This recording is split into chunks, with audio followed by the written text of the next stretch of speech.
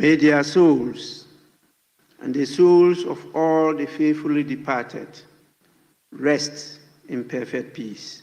Amen.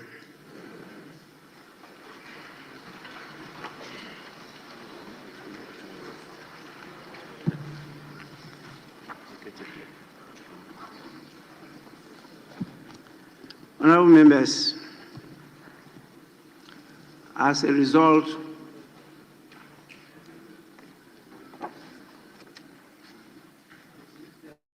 of the sudden departure in such a horrific manner of our two ministers of state, His Excellency has proceeded to designate caretaker ministers. The letter to me is dated 7th August 2025, and it reads, Right Honorable Speaker, designation of caretaker ministers. Following the tragic demise of the Honorable Minister for Defense and the Honorable Minister for Environment, Science and Technology, I wish to respectfully notify Parliament through your esteemed office of interim ministerial arrangements pending the appointment of substantive ministers. In accordance with the constitutional responsibility to ensure the continuous and effective administration of government, I have designated the following officials to serve in the caretaker capacity. 1. Dr. Kasiel Atuba Forson, MP, Minister for Finance, will additionally serve as caretaker Minister for Defense. And 2, Honorable Emmanuel Ama Kofi Boa, Minister for Lands and Natural Resources, will assume additional responsibility as caretaker Minister for Environment, Science and Technology. Please accept, Right Honorable Speaker, the renewed assurances of my highest consideration. Signed, John Dramani Mahama. The rest of the other letters, the communication from His Excellency, deals with absence from Ghana. And there are a number of them.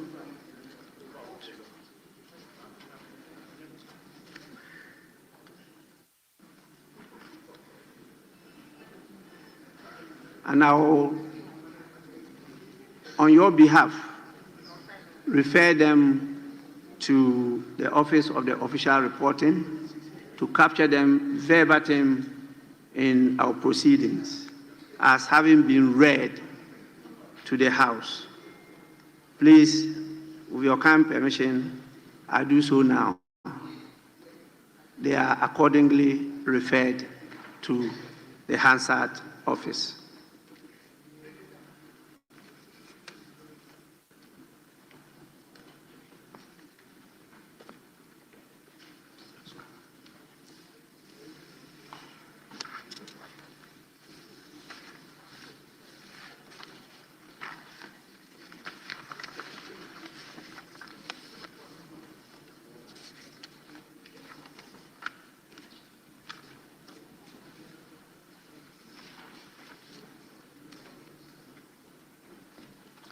In view of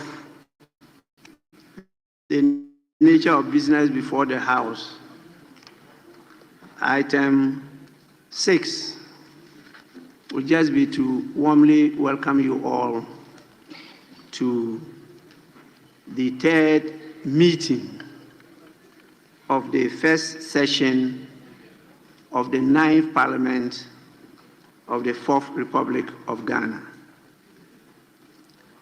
I'm happy you took the recess seriously, and from the reports I have, many of you interacted with your constituents on whose behalf you are here. I'm informed that you shared information with them on the work of Parliament, and you received a lot of inputs from your constituents. Committees also took advantage to visit a number of places, particularly government agencies and projects, to play their oversight role. There were a number of delegations to represent Ghana outside, particularly as now they place a lot of emphasis on parliamentary diplomacy. It's becoming a function, not just a duty, a function of parliaments in the world, parliamentary diplomacy. Apart from that, a lot of you also took time to benchmark, learn from other jurisdictions so that we could adopt and adapt what is suitable to our situation in Ghana. And you equally shared what we have there with our brothers and sisters all over the world. We will deal with them in detail later on. My duty is just to welcome you, and you are to expect the agenda of this meeting from the clerk to Parliament. You'll be given copies. We haven't finalized it because leadership are still in discussion with the government so that we could get total government business for this meeting. For parliamentary business, we have what we have to do for this third meeting. And some of you are also submitting private businesses, which are all part of the business of the House. So we've not firmed it up yet until leaders, together with the ministers, come out with a position, which by a procedure, the Speaker has to admit before it's referred to the clerk, who will put it before the business committee for them to schedule weekly for our attention. So please, you are warmly welcome, and I'll proceed now to give opportunity to your leaders. If they have some words, they will share with us before we get to the next item. And I'll do so by starting with the minority leader. Please, minority leader, you have some time to say a few words of welcome to your colleagues from the recess. We say recess. They recede from plenary session to engage in the other functions of the House outside plenary session. So they don't go, members of Parliament don't go on holidays or vacation. They recede to continue to do the work of member of Parliament. I think it's something that we have to consider, because the Labour Act expects that you should also have some leave.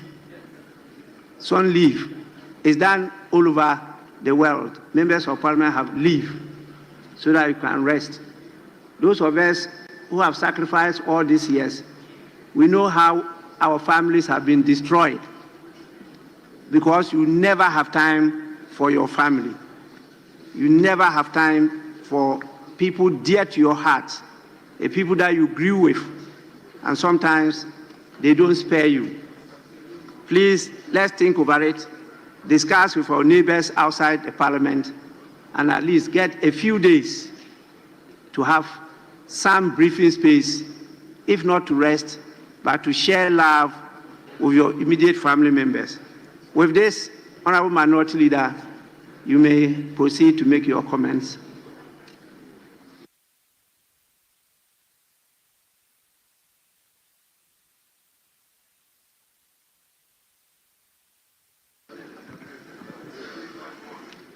Mr. Speaker, let me thank you for the opportunity to make my remarks as we reconvene for the third meeting of the first session of the 9th Parliament. Mr. Speaker, I begin by warmly welcoming your good self, your deputies, honorable colleagues in leadership, and all members of this House back to our legislative duties. I also extend this welcome to the Clerk to Parliament and his deputies, the dedicated staff for parliamentary service, and members of the Parliamentary Press Corps whose support remains. During the recess, were struck with who served Ghana with dedication and honor. We mourn our respected colleague, Ibrahim Murtala Mohammed, Member of Parliament for Tamale Central and Minister for Environment, Science and Technology and Innovation. We also remember Dr. Edward Omani Buama, Minister for Defense, Alhaji Muniru Mohammed, Acting Deputy National Security Coordinator, the Deputy Dr. Samuel Sapon, Vice Chairman of National Democratic Congress, and Samuel Abuaje, former parliamentary candidate, Squadron Leader Peter Bafemi Anala, Flying Officer Manin Chum Ampedu, and Sergeant Ernest Adu Mensah. Mr. Speaker, the minority extends its deepest condolences to their families, loved ones, and all who mourn their loss. May their soul rest in perfect peace. Even us, we are inspired by their dedicated service to recommit to public service with dignity, courage, and honor. Mr. Speaker, we have today also welcomed two new members of Parliament, a member for Akwitia and Tamale Central. Their arrival is a solemn reminder of both the grief we share and the hope we carry for renewed service. Mr. Speaker, the state of our nation's governance presents a mix of trials and opportunities, from economic hardship on the home front to unsettling development on the international stage. These past months have indeed tested our resilience as a country. Mr. Speaker, Ghanaians remain concerned about the economy. While recent indicators show modest macroeconomic gains, these are yet to bring real relief to the ordinary citizen. The truth is, stabilization means little if the youth remain unemployed and families still struggle with the cost of living. The mass dismissals across key state institutions represent a direct assault on the integrity of public service. Competent officers who were employed have been sacked from office under directives from the Chief of Staff. These dismissals were carried out without due process, without cause, and in clear violation of constitutional and statutory provisions. These are politically motivated acts that undermine professionalism, weaken state institutions, and erode public confidence in governance. The recent labor unrest whilst we were on break shows a clear public discontent. Over 200 junior doctors have worked for 10 months without pay, and more than 800 remain unposted. Newly trained teachers and nurses have also gone months without salaries. These are the stories of hardship people face. A government that fails to pay its frontline workers cannot claim to care for its people. Mr. Speaker, it must be emphasized that the MPP government, whilst in office, initiated the 1D1F. This was conceived as a vehicle to drive industrial growth and create sustainable jobs through private sector participation. However, government actions in recent months show a clear lack of commitment to that vision. Instead of providing real support to existing private sector jobs and easing the cost of doing business, bureaucracies are being created, frustrating investors and entrepreneurs. This stifles innovation, discourages productivity, and risk choking the public sector with inefficiencies that private sector was meant to relieve. But, Mr. Speaker, no economy can grow when private sector initiative is replaced with political control. The time has come for government to walk the talk of ensuring that the private sector becomes the real engine of growth. Enough of the rhetorics. The 24-hour economy must not be an empty talk. It must provide a hope for many youths who expect jobs. Mr. Speaker, on the governance front, governance is about upholding freedom, justice, and the rule of law. The frequent arrests of opposition figures, journalists, and ordinary citizens on flimsy and politically motivated charges exemplify a pattern of harassment intended to silence dissent. They paint a troubling picture of a shrinking civic space in our democracy. Even more disturbing, young Ghanaians expressing frustration on social media have been targeted, questioned, and in some cases detained. The question we ask as a minority is this the reset we were promised or an era of regression into intolerance? Mr. Speaker, the case of David Afo-Kojo-Praa, a young man known on social media as Kwame Nkrumah #2, highlights the disturbing double standards in how justice is applied. After a live stream on social media, he was swiftly arrested, prosecuted, and sentenced to 7 months in prison. Much as the law must be applied, we must ask, is the state equally swift when government-affiliated individuals commit similar or worse infractions? Not long before this incident, during the Akwatia by-election, the NDC National Vice Chairman, Sofo Azoka, openly declared that there will be by-election in my constituency. That was a threat, plain and simple. Unlike in the case of Kwame Nkrumah II, the police have not taken action. Mr. Speaker, why is there no urgency on this matter? Why the speed in one case and silence in another? Justice must be seen to be done. Justice cannot be harsh on critics and lenient on those who are closer to power. The broader context deepens our concern.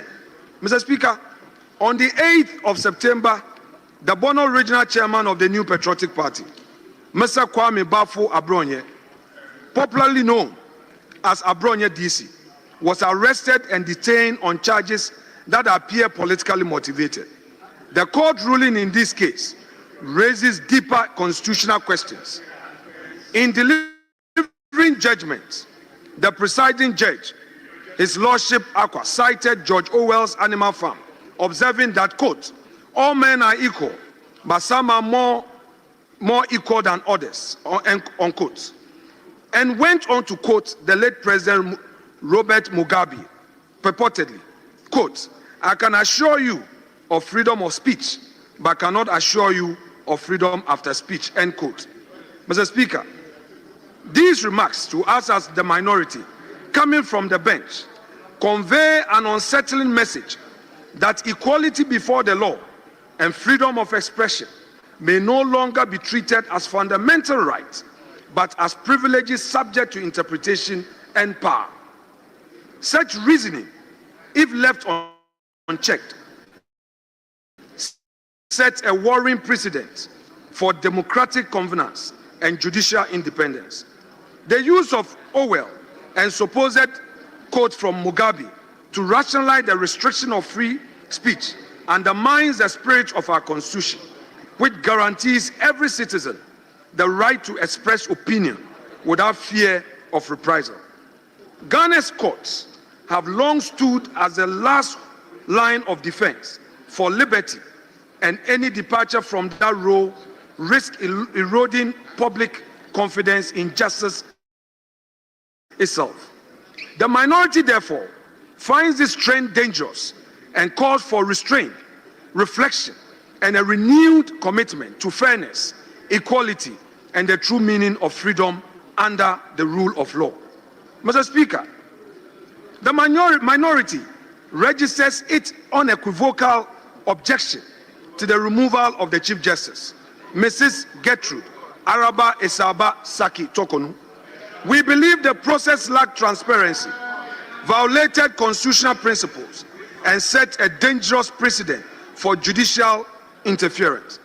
3 separate petitions were referred to the Poaman Committee.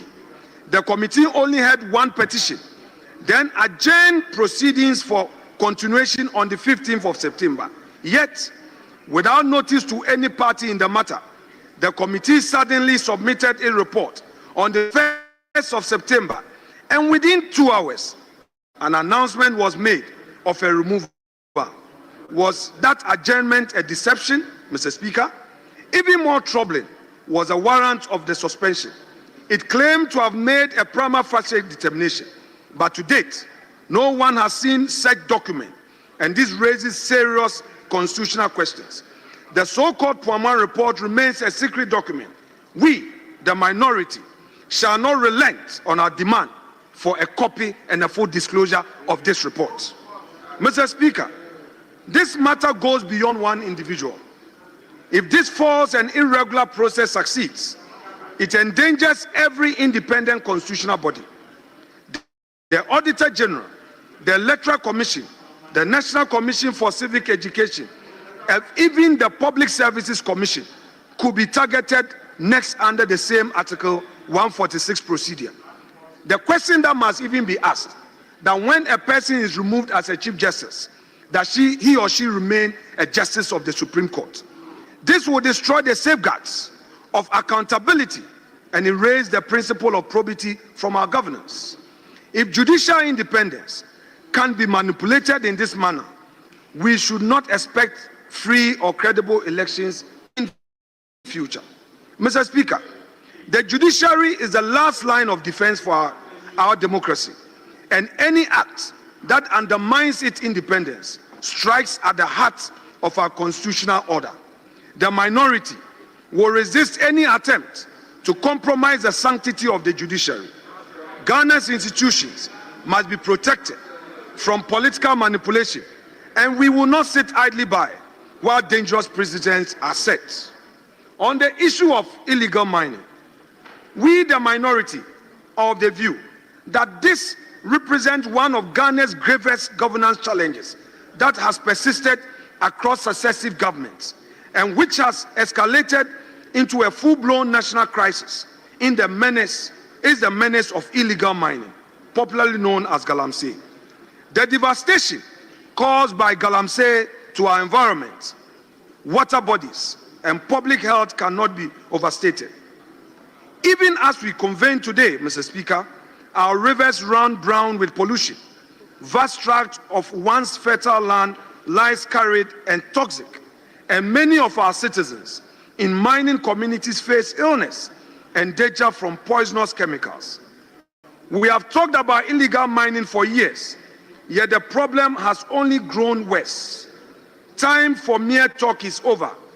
We need decisive, visionary action now to save our country's future from disaster. Not long ago, we were warned. One such early warning came in 2010 when investigative journalist Anas Arimayel Anas released a documentary exposing the dark underbelly of Galamsey. That expose, part of the Africa Investigate series, shone a light on the tragic consequences of illegal mining that were already evident back then. The documentary recounted how in June 2010, a Galamsey pit near Dunkwa Onofin flooded, killing an estimated 150 people in a single disaster. It showed the rampant corruption and complicity that allowed Galamsey to flourish, including officials meant to enforce the law taking bribes to look the other way. It highlighted the environmental havoc being unleashed, rivers poisoned with mercury, cyanide and other toxins, local communities suffering flooding and pollution, fishermen and farmers losing their livelihood. Anas's work in 2010 was an early warning alert for our nation. Then again in 2015, Finance Minister Honorable Seth Terkper again brought this up at the Finance Committee hearing in Parliament when discussing reasons for the declining cocoa production in Ghana. Tragically, Mr. Speaker, those warnings were not heeded with the urgency and seriousness they deserved. Fast forward, today, the nightmare scenario is upon us. Just last month, new study by Pure Earth and Ghana's own EPA, Environmental Protection Agency, revealed terrifying data about toxin levels in mining communities. In some areas, mercury contamination in the soil is 134 times above safe levels, and arsenic concentration are over 4,000% higher than what the WHO deems safe. These poisonous metals are seeping into the water, into food crops, into the very bodies of our people. Doctors are reporting an uptick in children from mining areas developing kidney disorders and even finding mercury pellets in their x-rays. Children, Mr. Speaker, now require dialysis because of the poisonous fruits of galamsey. Our nation's future is being sickened and stunted. Mr. Speaker, despite being Ghana's top gold producer, the surge in unregulated small-scale mining has created an underground economy that drains national resources and benefits criminal networks. In just 8 months this year, small-scale gold exports surged to over $6.3 billion, according to the CEO of Ghana Gold Board. However, much of this trade is believed to be illicit. The state loses billions in revenue while communities suffer environmental devastation. The minority stands with all Ghanaians, calling for decisive action. We welcome the advocacy from civil society and religious leaders, and we support real solutions from tougher laws to sustainable alternatives. Mr. Speaker, we must also admit that the situation has worsened since this government came into office. At the 2025 May Day celebrations, organized labor, speaking through its General Secretary General, confronted this matter with deep disappointment that the galamsey menace has worsened under the watch of this government, barely 5 months into its administration.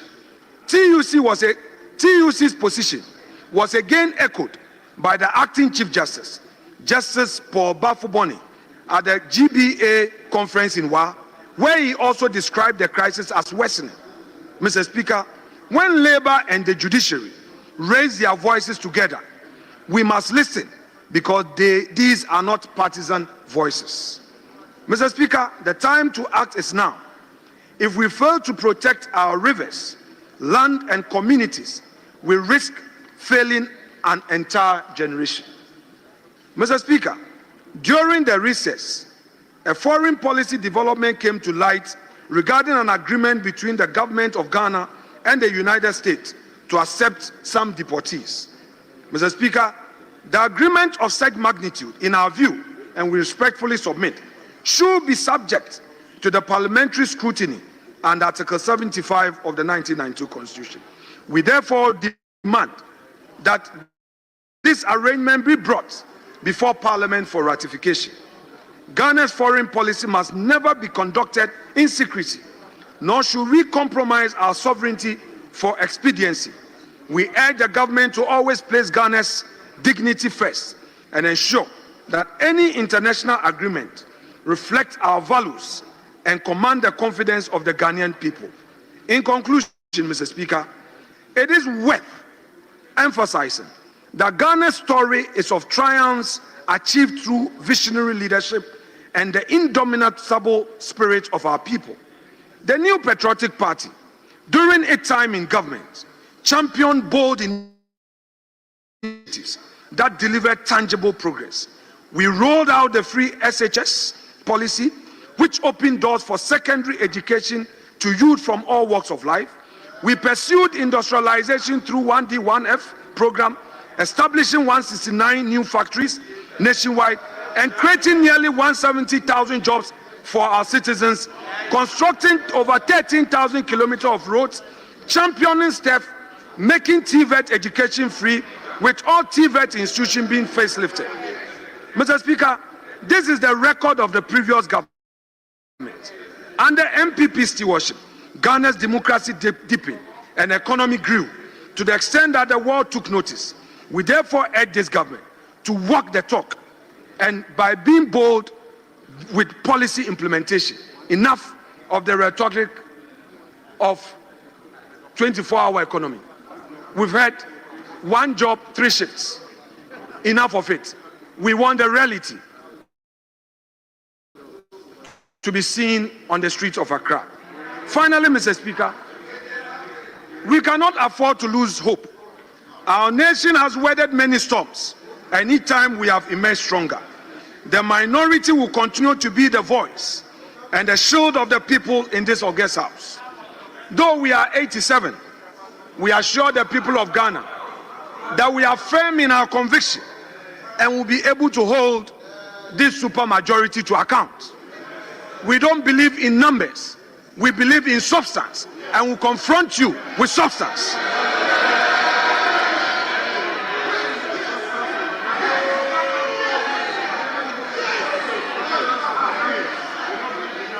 Mr. Speaker, we are a proud, mighty few. Mr. Speaker, we are a proud, mighty few who will speak truth to power and work tirelessly. Mr. Speaker, guided by discipline, hard work, and our faith in God. And Mr. Speaker, and inspired by your own hard work, when your party lost in 2000, you led the charge with fewer numbers, and within a short period, you made progress. We also inspired by what we saw in 2016, said that by 2020, your side had made progress. We believe in that same dream that come 2028, the minority will be the majority. Mr. Speaker, let us all be in President Akufo-Addo's words, be citizens, not spectators. Mr. Speaker, I thank you so much for your kind audience, and I thank colleagues for indulging.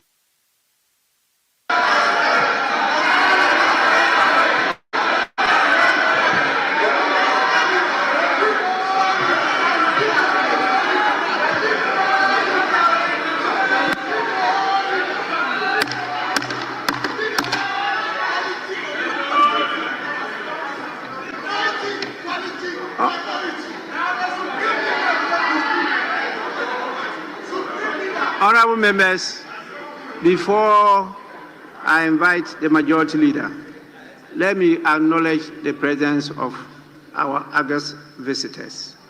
I think they just given an indication some have to move to do other businesses. We have 3 groups of visitors from the following constituencies: Sanerigu, Akwatia, and Tamale. So we have Tamale Senior High School, my alma mater, led by one Chris Avia, who is the board chairman of the school. There are 60 in numbers. 60 of them all the way from Sanerigu. Please, you are welcome. I spent some years in your constituency to educate myself at the Tamale. That time we called it secondary school, not senior high. So we are happy to have you here to see what we do here. Thank you so much for taking the trouble to come down.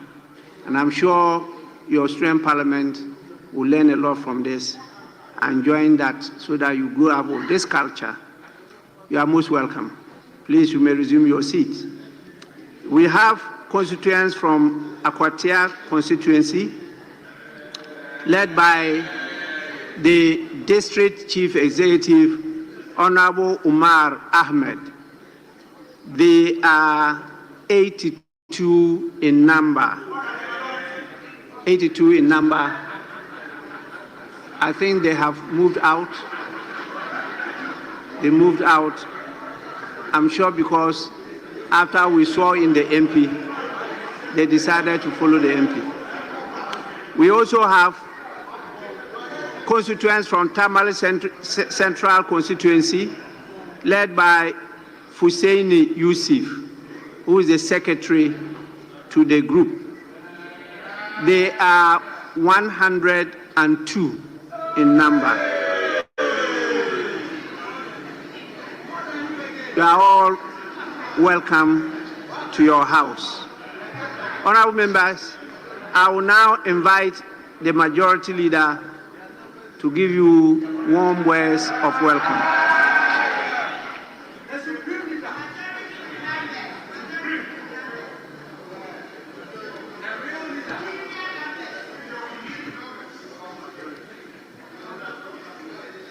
Right Honorable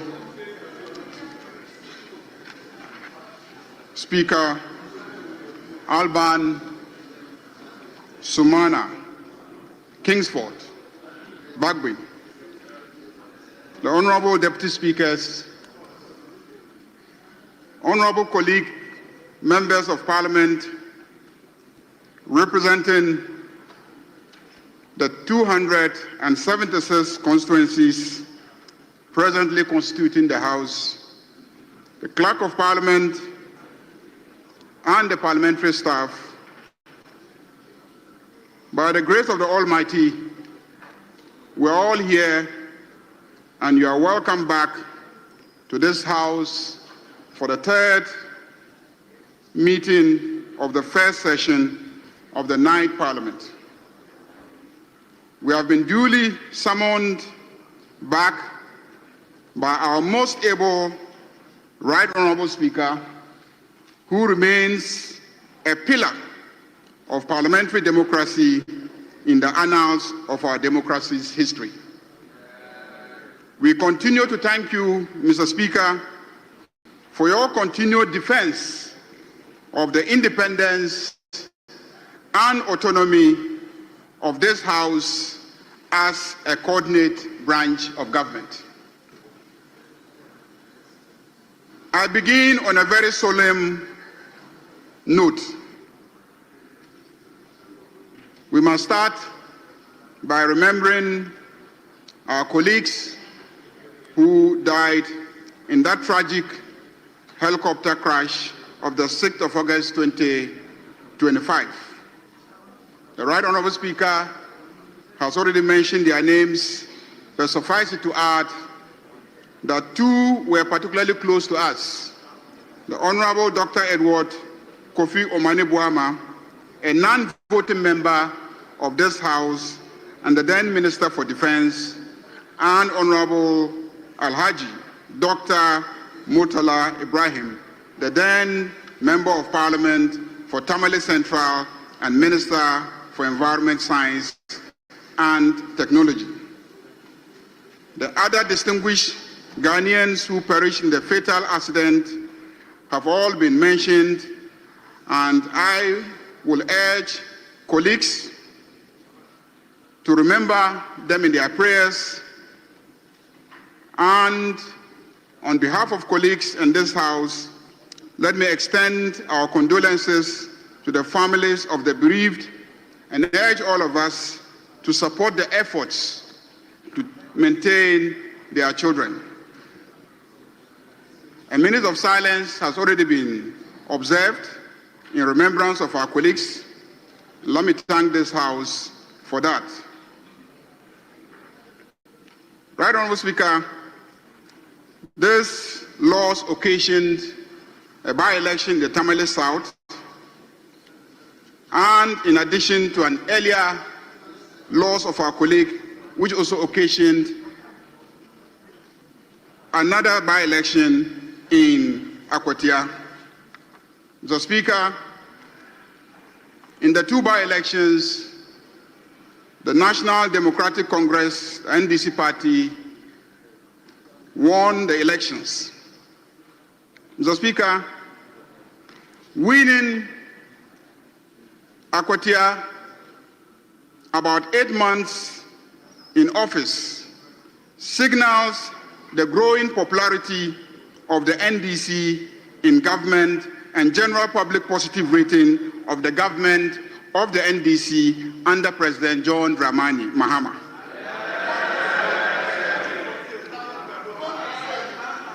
Mr. Speaker, with these two elections and the one that took place in Ablekuma, this House is now fully constituted.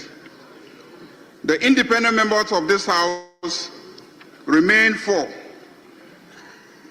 The NPP, which previously had a micro minority of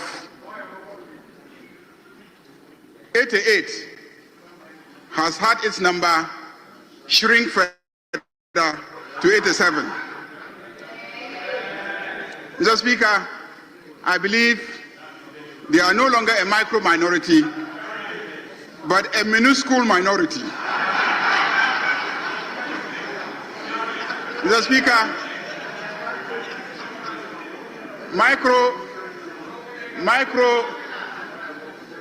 micro could actually be a large number because micro is a unit of measurement.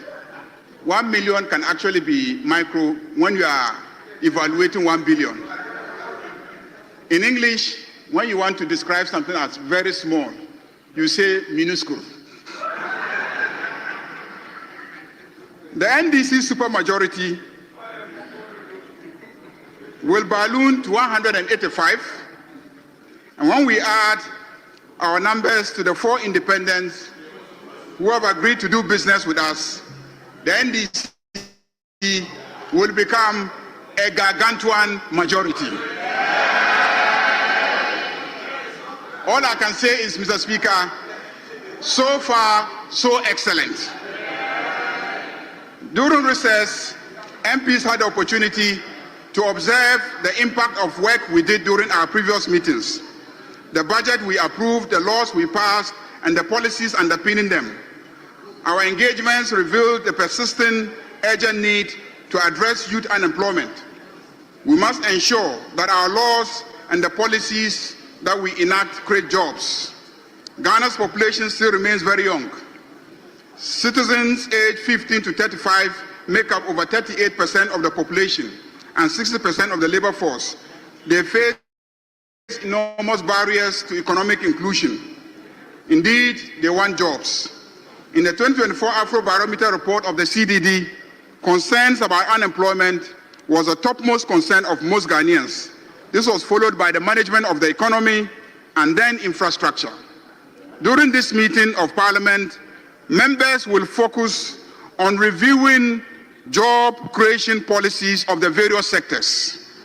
We propose to hold a special parliamentary hearing on the extractive industries with a view to exploring the impact on beneficial national economic development, overall benefit to the country, and in particular, the extent to which local content legislation are being enforced to create jobs for Ghanaians and ownership of the extractive industries. Every sector of our economy has a job creation potential, and our debates and deliberations in this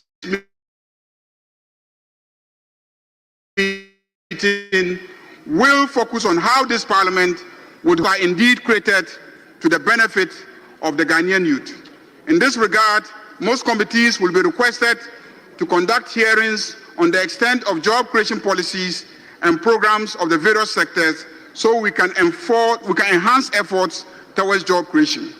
Indeed, during the recess, we had the opportunity for committees to engage in field visits and engage with interest groups and governmental agencies, and we observed firsthand the impacts of the financial budget and economic policies and legislation we passed in the previous meetings of Parliament. Right Honourable Speaker, I am proud to say that so far, so excellent. The energy sector is doing very well. and electricity has remained on and powering growth. So far, so excellent. The economy is rebounding, and Ghana once again is gaining economic respectability globally. So far, so excellent. The Ghana cedi is gaining strength and stabilizing. So far, so excellent. Inflation has come down to single digit, and prices are coming down, and life is becoming affordable to the ordinary Ghanaian. So far, so excellent. We are paying our debts, and at the same time, we are not accumulating needless debts. So far, so excellent. We are spending on the right things, and within our means. We are spending, but spending wisely. So far, so excellent. Our schools are functioning well, and free HSS is well funded, and we have not experienced any disruption of the school year calendar in our constituencies during our recess. Let me repeat, our schools are functioning well, and free SHS is well funded, and we have not experienced any disruption of schools or school calendar in our constituencies. So far, so excellent. Mr. Speaker, the NHIA has paid a total of 2.84 billion Ghana cedis in claims to accredited healthcare providers across the country. This represents the most consistent payment trend since the scheme's inception. The NDC are the best implementers of social intervention schemes. As I address you, there are no arrears outstanding. Claim payments are now up to date, with reimbursements made monthly, a marked improvement from previous years when payments delayed for several months. This improvement has restored confidence among healthcare providers, stabilized service delivery, and enhanced the scheme's credibility across all regions. Additionally, the uncapping of the NHIL by His Excellency President John Dramani Mahama has released an additional 3.4 billion Ghana cedis to the NHIE, marking a historic fiscal breakthrough that secures sustainable funding for timely claims payment, expansion of coverage, and implementation of flagship reforms such as free primary health care and Mahama Cares. So far, so excellent. Mr. Speaker, the health insurance scheme is on track to reach an unprecedented 20 million active members by end of year 2025. So far, so excellent. Our hospitals and health facilities are being well funded, and Mr. Speaker, I can only say good things will happen to this country. Our metropolitan, municipal, and district assemblies are very well financially lubricated, with prompt transfers of 80% of the common fund allocations. Total disbursement for the first quarter of 2025 was 711,334,852 Ghana cedis and 56 pesos. That's the first quarter. Second quarter 2025 disbursement was also completed on 21st August 2025, and this was 1,318,484,908 Ghana cedis. Mr. Speaker, these disbursements are boosting local economies, as procurements which must be done at that level are being done to create local jobs and opportunities. So far, so excellent. Many progressive initiatives we approved in this House in the last meetings have been launched on course and are on course. Notably, the big push in road infrastructure is on course. So far, so excellent. Mr. Speaker, Info Analytics did some polls released on July 1st, 2025, and they revealed that 70% of Ghanaians believe the country is on the right track. 70% of Ghanaians believe the country is on the right track. So far, so excellent. As of September 2025, Global Info Analytics Survey found 58% believed the government was doing enough to fight against corruption, and 53% said corruption had improved. So far, so excellent. A similar report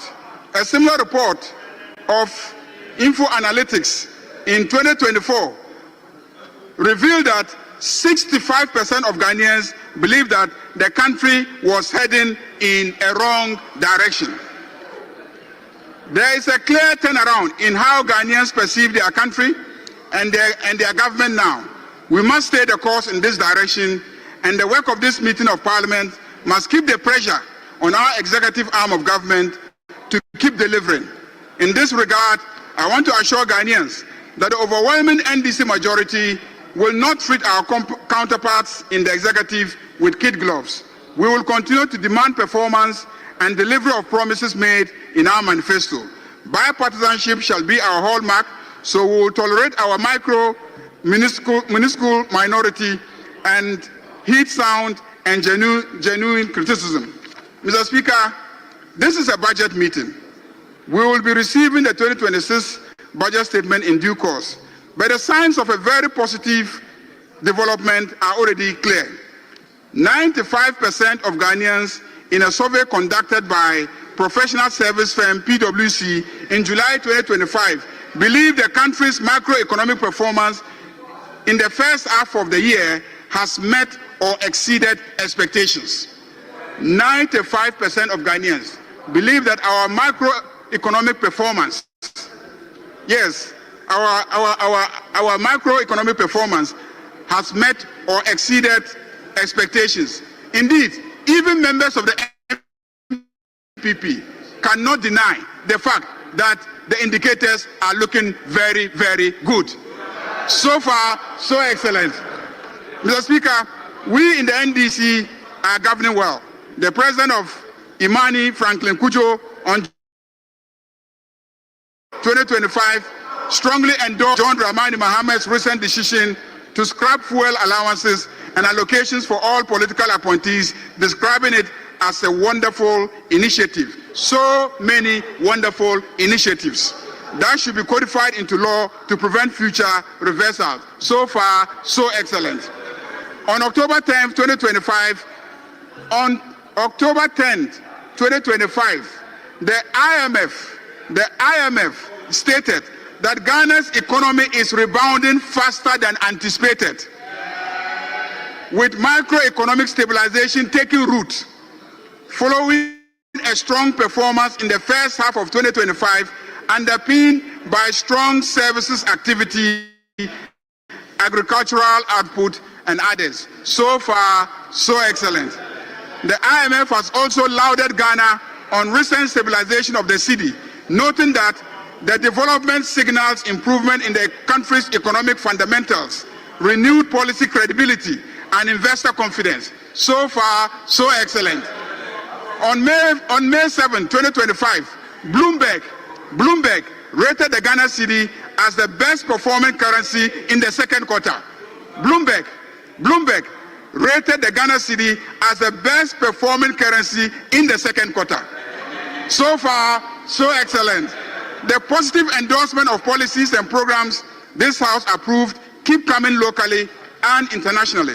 During a high-level meeting in Washington, D.C., the African Development Bank President, Dr. Sidi Ould-Tah, described the Gold Board under the new President John Dramani Mohammed-led administration as a timely innovation that aligns with the African Development Bank's efforts to promote responsible resource management and fiscal sustainability. So far, so excellent. The economist, chartered accountant, and banker, Dr. Akwesi Ajiman, in his mid-year economic review of 2025, stated that Ghana's political reset in 2025 has coincided with an unmistakable economic rebound. Inflation is easing, the Ghana cedi has steadied, business activity is picking up, and this grants the new administration its first real chance to rewrite the country's stop-start growth story.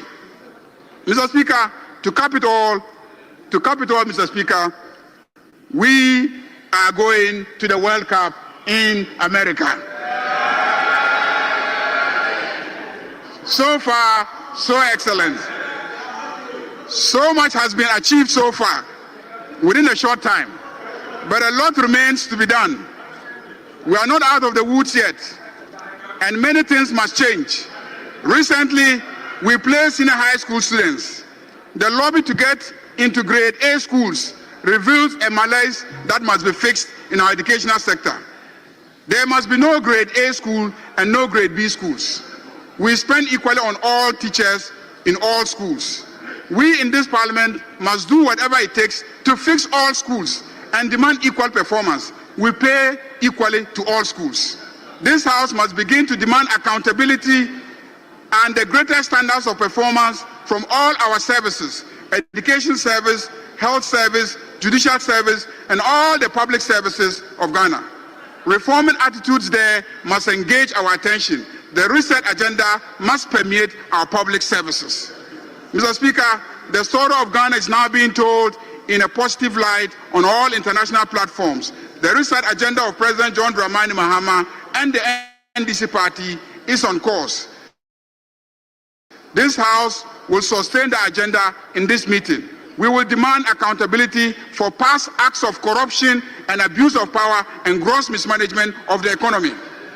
We will demand the full implementation of the report of Operation Recover or Loot. Right, Honourable Speaker, my team has engaged the various sector ministers with a view to understand the weight of government business to be brought before us during this meeting. If they all receive the expected cabinet approvals, we could have a heavy legislative program in addition to the usual very involving consideration of the national budget. Mr. Speaker, the Ministry of Health has planned to seek approval for some legislation, including regulations: the National Health Insurance Regulations, National Vaccine Institute Regulation, Ghana Medical Trust Fund Regulation, Allied Health Professional Council Regulations, and others. The Minister of Education will seek the passage of the Kwame Nkrumah University of Science and Technology, change of university names. Mr. Speaker, there's been a cabinet directive to change the names of all the universities that were changed to individuals back to the names that they were given. A bill will be brought to this House to change and reverse all the changes of the names of the universities. Mr. Speaker, the ministry will also seek this House approval for the passage of the Ghana Book Development Council Bill, the University of Engineering and Agricultural Science Bonsu Bill, College of Education Amendment Bill, Chartered Institute of Procurement and Supply Chain Bill, the National Teaching Council Regulations, National Council for Curriculum and Assessment Regulations, National Schools Inspectorate Authority Regulations, Ghana Tertiary Education Commission Regulations, and others. The Ministry of Transport will seek passage of the Road Traffic Amendment Bill, the Road Traffic Amendment Regulations, Road Traffic Amendment, Ghana Shippers Authority Regulations, Ghana Ports and Harbours Authority Bill, ratification of the African Road Safety Charter, and others. The Minister of Interior will seek the expeditious passage of the Security Intelligence Agencies Bill, the Immigration Service Amendment Regulations, Prison Service Parole Regulations, and the Gaming Regulations, Diaspora Birthright Certificate Bill, Community Service Bill, and the Extradition Bill. The Ministry of Lands and Natural Resources will want us to ratify a number of mining leases. These will include the ratification of mining leases in respect of Persos Mining Ghana Limited, Clean Jobs Ghana Limited, TMC Limited, GM Group of Companies Limited, Golden Star Wasa Limited, Zagog Gold Limited, Gadriato Group of Companies Limited, Maripoma Mining Services Limited, and Bari Bari DV Ghana Limited. They also program to bring before us the Wildlife Resource Management Regulations 2025. Right, Honourable Speaker, let me at this juncture mention that whilst we were away on recess, the issue of illegal mining, referred to as Galamsey, became very topical. His Excellency President John Dramani Mahama spoke to the nation in a media interaction and outlined progress made so far for the multiple approaches of government to deal with this matter. During this meeting, this House will build the needed collaboration and coalition of MPs to join the fight against Galamsey. After all, it is happening in our various constituencies and by our various constituents. We perhaps hold the key to solving this problem. In this regard, we will demand full accountability of the Minerals Commission and the Environmental Protection Agencies in the way mining prospecting licenses are awarded and leases issued and the environmental implications thereof. Right, Honorable Speaker, the Minister of Foreign Affairs has some international agreements which we will be called upon to consider for ratification. Some are the visa waiver agreements between the government of the Republic of Ghana and the Republic of Algeria, Republic of Angola, and the Republic of Serbia.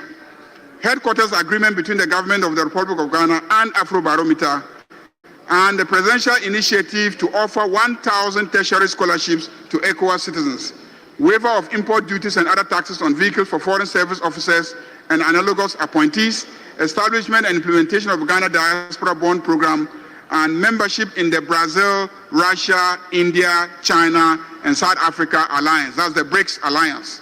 Let me mention that the issue of the need for parliamentary ratification of the agreement with the United States to receive ECOWAS citizens being repatriated back to the sub-region has been widely debated. If the appropriate legal advice to this House is that we should ratify it, we will consider so. But I can say with authority that the majority approves of the arrangement and highly commends government for negotiating the removal of the U.S. visa restrictions on Ghanaians.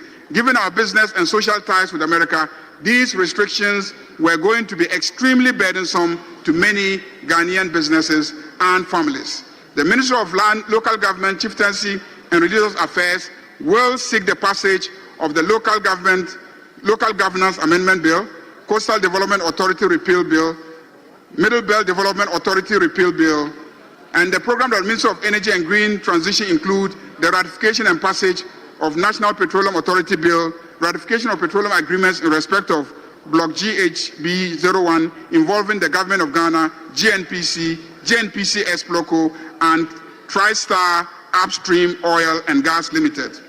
They will also seek the passage of the Nuclear Power Corporation Bill and then the Renewable Energy Authority Bill and the establishment of the Ghana Energy Regulatory Commission.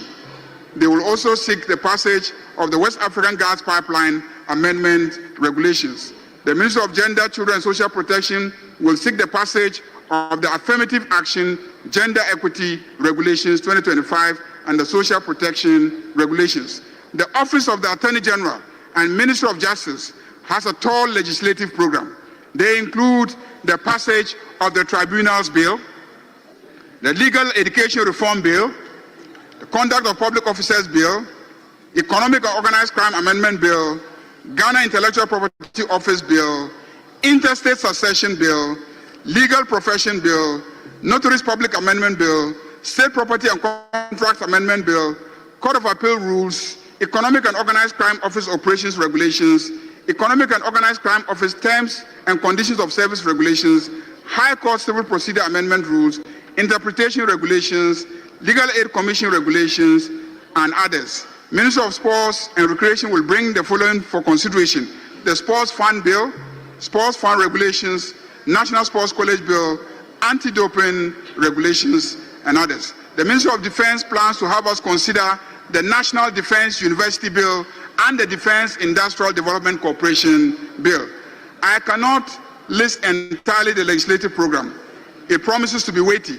I therefore urge colleagues to dedicate time and energy to the task ahead of us in this meeting. But I must mention that once again, we will have an opportunity to vet a nomination to the position of Chief Justice of Ghana. It shall definitely be a momentous occasion.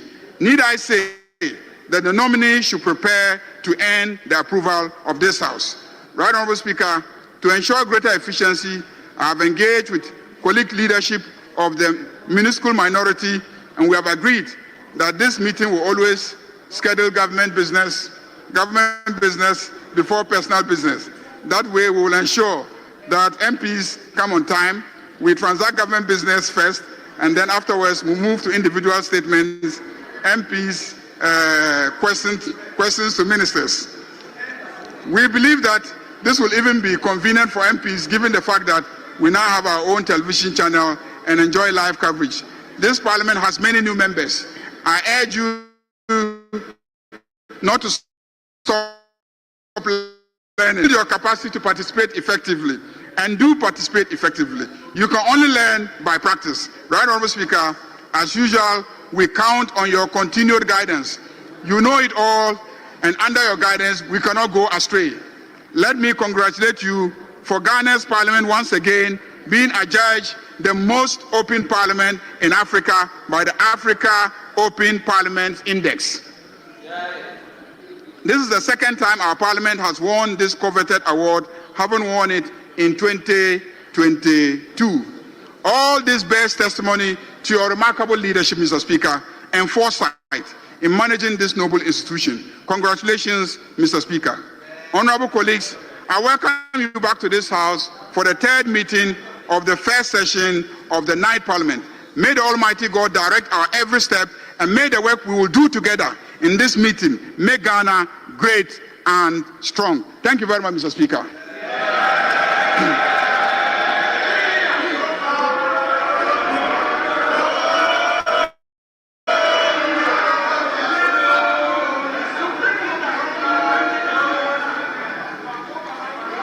Honorable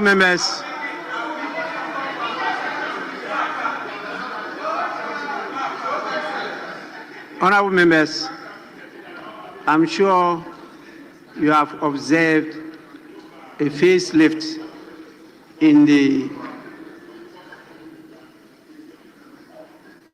chamber that you are now occupying. You can see there's a facelift, and I want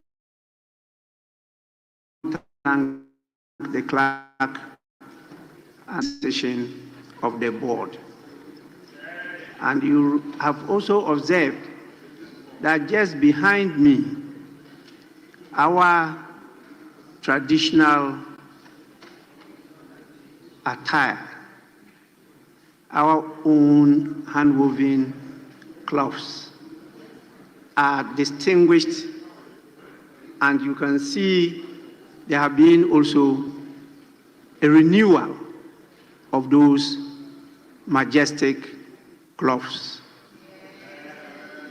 I think you have read that I led a delegation, including the second Deputy Speaker and some members of staff, to at least share our condolences with the King of Ashanti, Otumfuo Osei Tutu II, for the loss of our mother, the Queen Mother.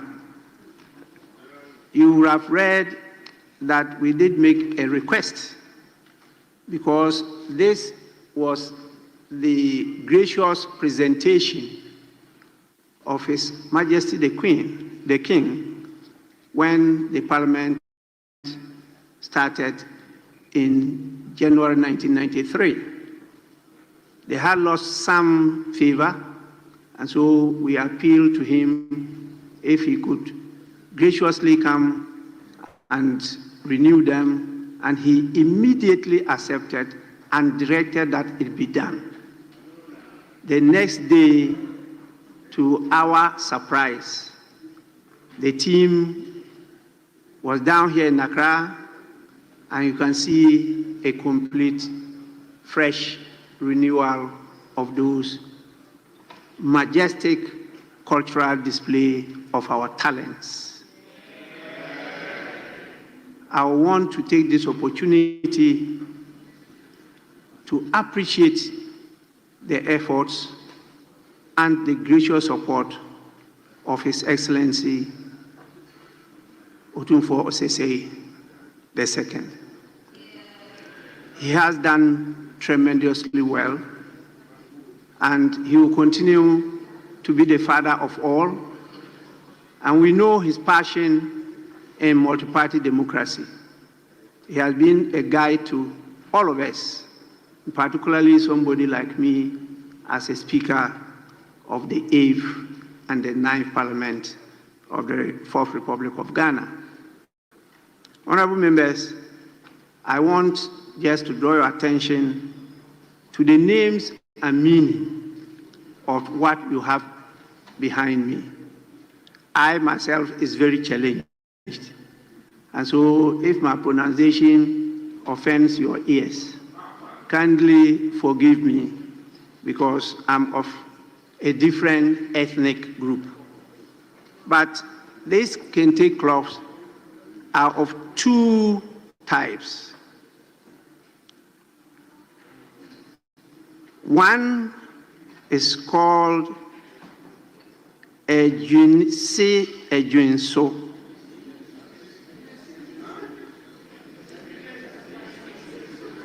Ejunsi Ejunso is a type of high quality hand-woven Ghanaian kente cloth that translates to designs upon designs or wisdom upon wisdom. The second is called Fatia Fata Nkrumah. That definitely is clear to all of you, even including me. It's a Ghanaian kente cloth pattern whose name translates to Fatia is a fitting wife for Nkrumah. In fact, those of us who are old enough used to hear it. It was created to honor the marriage of Ghana's first president. In fact, we should always start by saying first Prime Minister and first President, Dr. Kwame Nkrumah, and his Egyptian wife, Fatia Nkrumah. And this symbolizes the unity of Africa and the Arab world. In fact, that was one of the visible steps that Nkrumah took to try to unite the states in Africa by personally moving beyond the shores of Ghana to marry from Egypt. Honorable members, I think you will assist me, as I said, to thank His Royal Majesty for his gracious support to the House. I will, on your behalf, send a fitting thank you message to His Excellency. But let me add that the second Deputy Speaker has been so helpful in these matters. In fact, he has led me a number of times to pay homage to His Excellency, the King of Asante. And we've always had very fruitful discussions, and it's always been a source of strength and wisdom to some of us.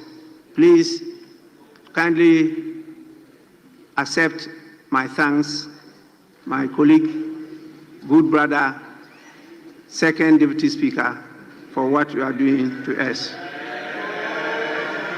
With this, I want to invite the first Deputy Speaker to take the chair whilst I prepare for another assignment this evening. In the meantime, we move on to the next item.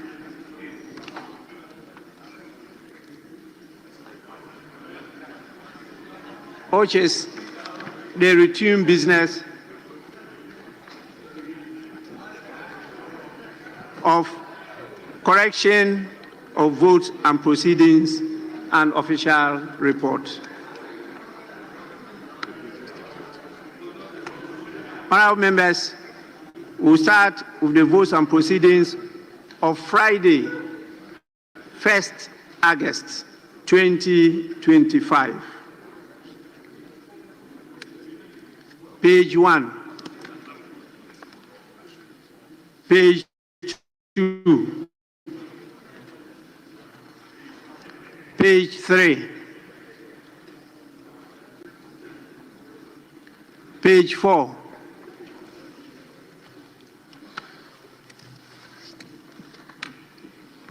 First Deputy Speaker to take the chair.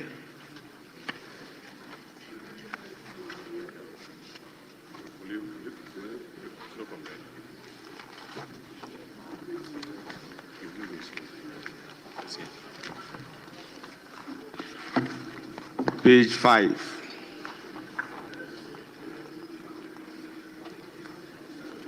Page 6.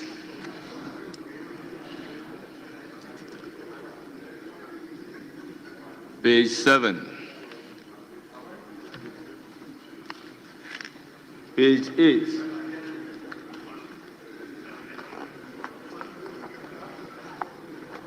Page 9.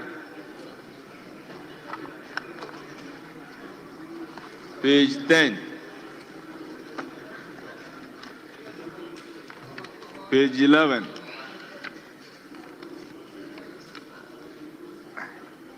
Page 12.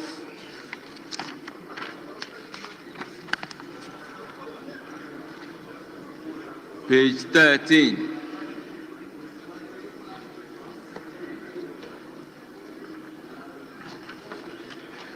Page 14.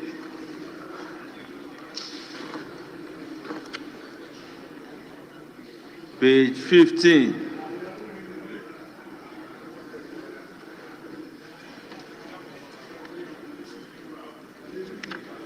Page 16.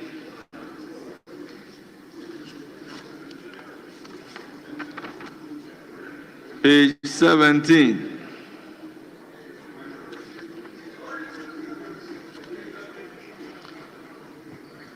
Page 18.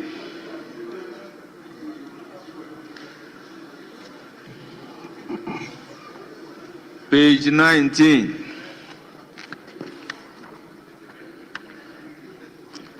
Page 20. Yes, Honorable Kingsley Nyako. Mr. Speaker, I stood up when I got to page 16. Page 16, opening. Roman numerals II and III. I would like you to check Achim. I think it's supposed to be AKIM. So let us cross-check and get the right name. II and III. Achim West is West Akim, AKIM, and III2 should be AKIM. Thank you. Very well, thank you very much. Table office, check the spelling, whether it is Achim or Akim. And also, Mr. Speaker, with respect, on page number 19, under one opening, the committee met on Wednesday, 25th July 2025 at 2:15 a.m. I think it's supposed to be p.m., not a.m. Thank you. Very well. Table office, take note. Page 21.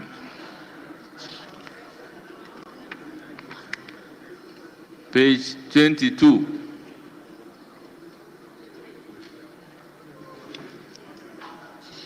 Page 23.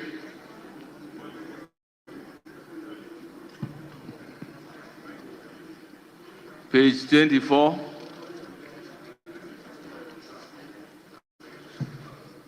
Page 25.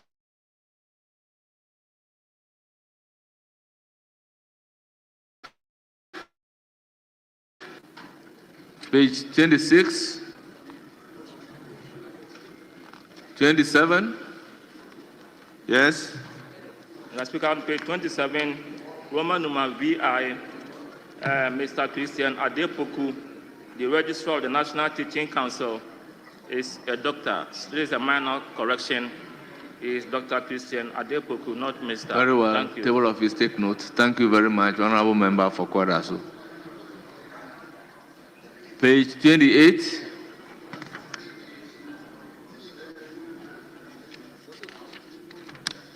'29 and 30.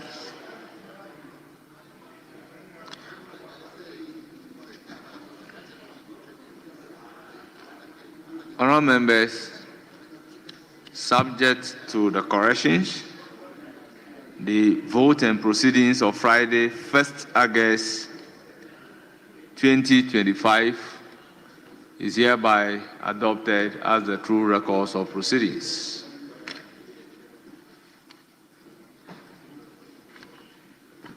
Honourable members, official reports.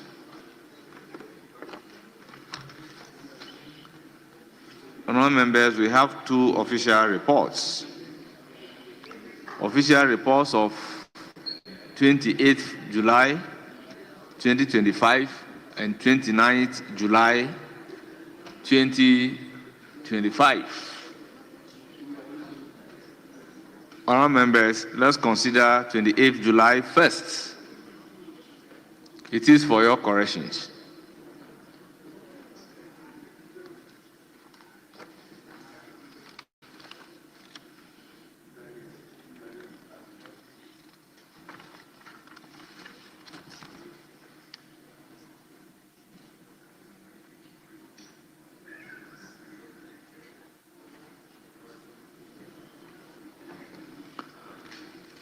Honourable members, in the absence of any correction, the official reports of 28th July 2025 is hereby adopted as the true record of proceedings. Now, official reports of 29th July 2025 under correction.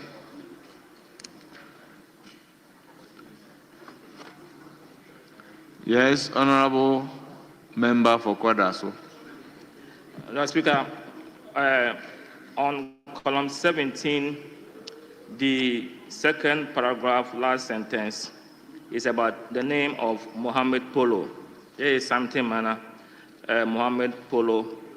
Mohammed is spelled M-O-H-A-M-E-D. I think it should be double M. So if table office can check, and if it is double M, then they make the necessary changes. Then you come to column 179 under Reverend John Timfordjo. There's an omission. If you look at the fourth line, that this House approves the media review the budget. The omission of has to be inserted so that it reads that this House approves the media review of the budget statement and the economic policy of the government of Ghana. Thank you, Mr. Speaker. Thank you very much, Honourable Member. Table office, kindly take note.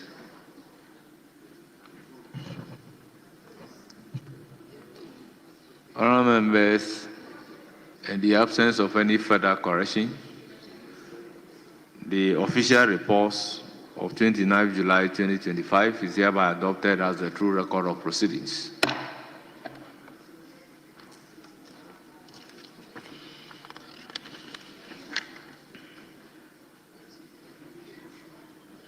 Honourable members, we move to item numbered 8. Business statement for the first week. Chairman of the Business Committee and the Majority Leader. Thank you very much, Right Honourable Speaker.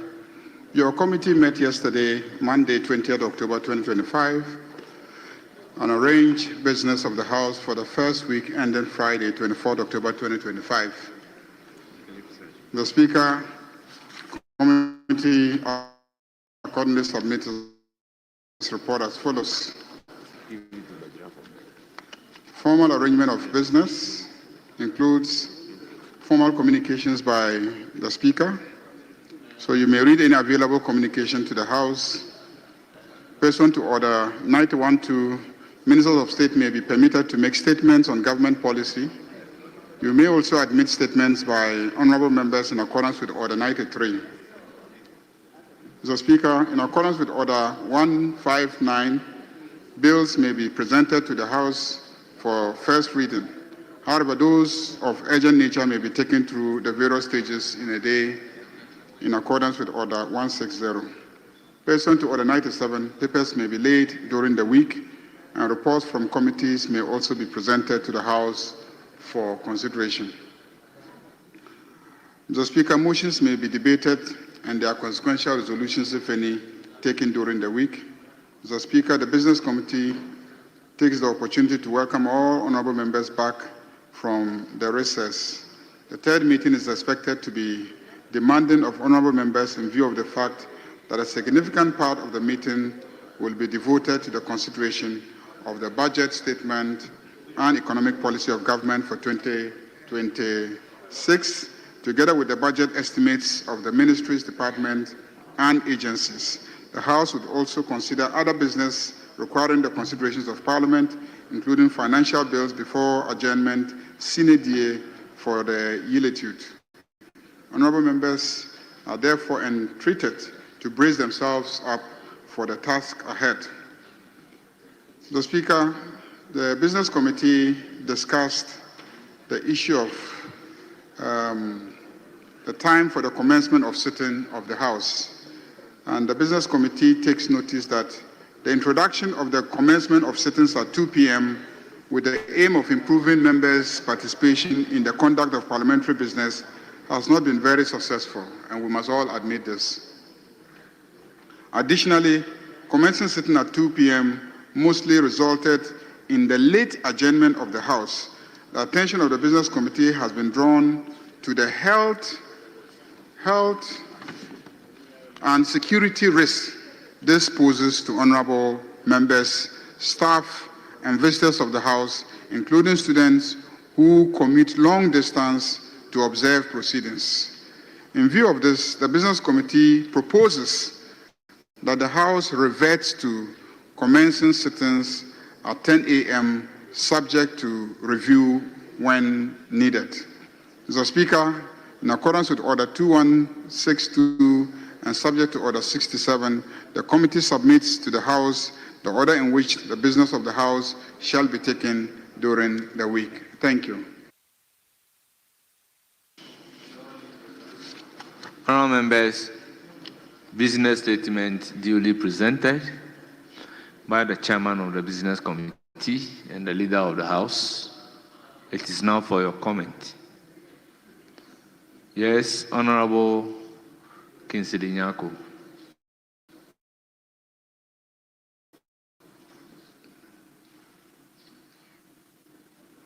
Mr. Speaker, I would like to comment highly the Business Committee for this statement for the week. In particular, regarding the reversal of our sitting commencement from 2 p.m. to 10 a.m. I think this is commendable because of the health implications that our leader cleverly alluded to. But I would like to also suggest that we need to pay fidelity to the time. When it is 10 a.m., Mr. Speaker, with respect, it should be 10 a.m. It should be 10 a.m. 10 a.m., you come to the chamber and sitting starts at 12 or 11, and I don't think this is fair. So if we are going back to 10, we must be punctual regarding the time. Or if the 10 is going to be difficult, then in between 10 and 2 p.m., 12 noon, for me, should be also considered. But I prefer the 10, and I'm hoping that we should be able to start. We should be able to.